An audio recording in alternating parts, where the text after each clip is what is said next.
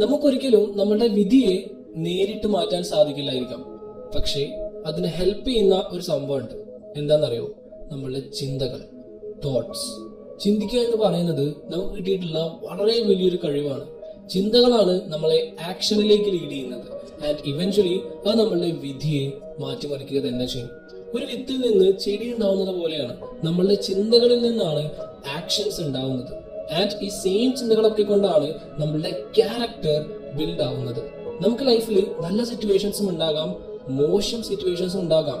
But നമ്മൾ അതിനൊക്കെ face ചെയ്യുന്നത് ഈ ചിന്തകളൊക്കെ വെച്ചിട്ട് തന്നെയല്ലേ? അതായത് നമ്മുടെ ലൈഫിലെ എല്ലാ സിറ്റുവേഷൻസിന്റെയും എല്ലാ ബുദ്ധിമുട്ടുകളുടെയും ഒക്കെ ഉത്തരവാദിത്തം, റെസ്പോൺസിബിലിറ്റി നമ്മളുടേത് തന്നെയാണ്. എപ്പോഴാണോ നമ്മൾ നമ്മുടെ സിറ്റുവേഷൻസിന്റെ ഉത്തരവാദിത്തം സ്വയം ഏറ്റെടുക്കുന്നത്, മറ്റുള്ളവരുടെ മേലേക്ക് ഇട്ടുകൊടുക്കുന്ന കാര്യമല്ല പറഞ്ഞത്, ഫുൾ റെസ്പോൺസിബിലിറ്റി നമ്മൾ തന്നെ ഏറ്റെടുക്കുന്നത്, അപ്പോൾ ആ സിറ്റുവേഷന്റെ മുഴുവൻ കൺട്രോളും നമ്മളുടെ കയ്യിൽ തന്നെ വരും. അതേപോലെ ജീവിതത്തിൽ നമുക്ക് വേണ്ട വളരെ പ്രധാനപ്പെട്ട ഒരു കാര്യമാണ് ക്ഷമ, പേഷ്യൻസ്.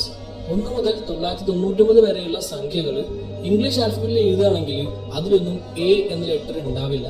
ആദ്യമായിട്ട് എ വരുന്നത് 1000 എന്ന വേർഡിലാണ്. ഇംഗ്ലീഷ് ആൽഫബറ്റിലെ ആദ്യത്തെ ലെറ്റർ ആണ് എ. ബട്ട് 1000 എന്ന വേർഡിലാണ്, 1000 എന്ന വേർഡിലാണ് ആദ്യമായിട്ട് എ ഉപയോഗിക്കുന്നത്. ഇത് ജസ്റ്റ് ഒരു സിമ്പിൾ ആയിട്ടുള്ള എക്സാമ്പിൾ മാത്രമാണ്. ലൈഫിൽ നമുക്ക് ക്ഷമ ഉണ്ടാവണം എന്ന് പറയുന്നത് വളരെ ഇമ്പോർട്ടൻ്റ് ആയിട്ടുള്ള ഒരു കാര്യമാണ്. നിങ്ങളിപ്പോൾ നിങ്ങളുടെ കറന്റ് സിറ്റുവേഷൻ, ഇപ്പോഴത്തെ സിറ്റുവേഷനിൽ ഒട്ടും സാറ്റിസ്ഫൈഡ് അല്ലെങ്കിൽ then change your thoughts. Muneeba masala പറഞ്ഞ പോലെ think again. നിങ്ങളുടെ ചിന്തകളെ മാറ്റി നോക്കുക.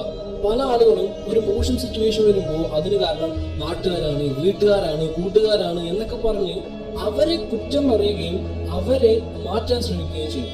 പക്ഷേ അതുകൊണ്ട് കാര്യമില്ല. അങ്ങനെ ചെയ്യുകയാണെങ്കിൽ നിങ്ങളുടെ ലൈഫ് കൂടുതൽ മോശം ആവുക മാത്രമേ ചെയ്യുള്ളൂ. അതേപോലെ എപ്പോഴും നിങ്ങൾ വിധിയെ പഴിച്ചുകൊണ്ടിരിക്കരുത്. നിങ്ങൾക്ക് നിങ്ങളുടെ മുകളിൽ ഒരു പ്രതീക്ഷ ഉണ്ടായിരിക്കണം. നിങ്ങളുടെ മനസ്സ്, മൈൻഡ് എന്ന് പറയുന്നത് ഒരു പൂന്തോട്ടം പോലെയാണ്. നിങ്ങൾ അതിൽ നല്ല പൂക്കൾ ഉണ്ടാവുന്ന ചെടികൾ നട്ട് വളർത്തുകയാണെങ്കിൽ അതെപ്പോഴും കാണാൻ ഭയങ്കര ഭംഗിയായിരിക്കും, നല്ല സുഗന്ധം നൽകും. അതേപോലെ തന്നെ നമുക്കുള്ളത് നല്ല ചിന്തകളാണെങ്കിൽ, പോസിറ്റീവ് തോട്ട്സ് ആണെങ്കിൽ അത് നല്ല സിറ്റുവേഷൻസിനെ ക്രിയേറ്റ് ചെയ്യും. ആൻഡ് ഫുൾ നെഗറ്റീവ് തോട്ട്സ് ആണെങ്കിലും ഒബ്വിയസ്ലി അത് ഉണ്ടാക്കാൻ പോകുന്നത് വളരെ മോശമായ സിറ്റുവേഷൻസ് ആയിരിക്കും. സോ നിങ്ങൾക്ക് തീരുമാനിക്കാം നിങ്ങളുടെ പൂന്തോട്ടത്തിൽ, നിങ്ങളുടെ മനസ്സിൽ പോസിറ്റീവ് തോട്ട്സിന്റെ വിത്ത് വാങ്ങണോ അതോ നെഗറ്റീവ് തോട്ട്സിന്റെ വിത്ത് വാങ്ങണോ എന്ന്. It's up to you, completely it's up to you. And അതേപോലെ നമ്മളുടെ പൂന്തോട്ടത്തെ ശരിയായി ശുശ്രൂഷിക്കാതിരുന്നാൽ, ശരിയായി കെയർ ചെയ്തിട്ടില്ലെങ്കിൽ അതിൽ യൂസ്ലെസ് ആയിട്ടുള്ള കളകൾ ഉണ്ടാവാൻ തുടങ്ങും.